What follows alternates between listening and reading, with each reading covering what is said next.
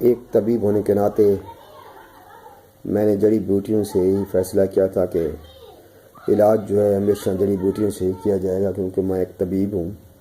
آج جس سبزی کے بارے میں بتانے جا رہے ہیں، دیکھنے میں وہ آسان ہے، بہت ہی عام قسم کی سبزی ہے، لیکن سبزیوں میں وٹامن ہوتے ہیں، لیکن اس سبزی میں سب سے زیادہ وٹامن پائے جاتے ہیں۔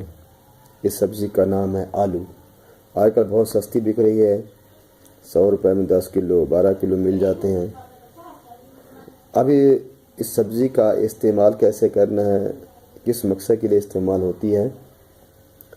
فار ایگزامپل کہ وہ لوگ جنہیں جوڑوں کا درد ہوتا ہے وہ اس آلو کو استعمال کریں تو انہیں بہت ہی زیادہ فائدہ ہوگا۔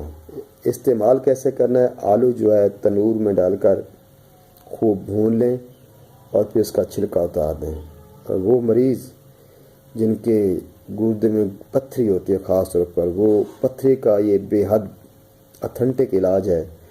وہ مریض جن کے گردے میں پتھری ہے وہ آلو کا زیادہ سے زیادہ استعمال کریں، اور پھر دن بھر 4 یا 5 کلو پانی پئیں، پتھری ریزہ ریزہ ہو کر نکل جائے گی۔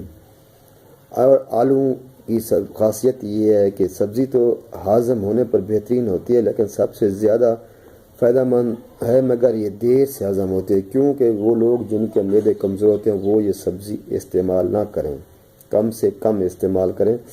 فار ایگزامپل اگر کوئی کٹ آ گیا ہے، کوئی زخم، کوئی بچہ جل گیا ہے تو اس کے لیے بھی یہ آپ استعمال کر سکتے ہیں۔ جلی ہوئی جگہ پر آلو کا لیپ لگا دیں یا کاٹ کر رکھ دیں، درد کو افاقہ ہوگا، اس مقام پر آبلہ وغیرہ بھی نہیں ہوگا اور جلدی آرام آ جاتا ہے۔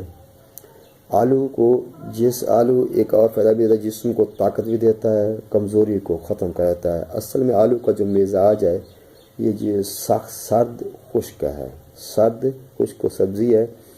کوشش کریں کہ اس کا استعمال زیادہ سے زیادہ کریں، خاص طور پر وہ لوگ جنہیں گردے کے اندر پتھری ہوتی ہے، اور جو کمزور معدے لوگ ہوتے ہیں وہ اس کا استعمال کم سے کم کریں۔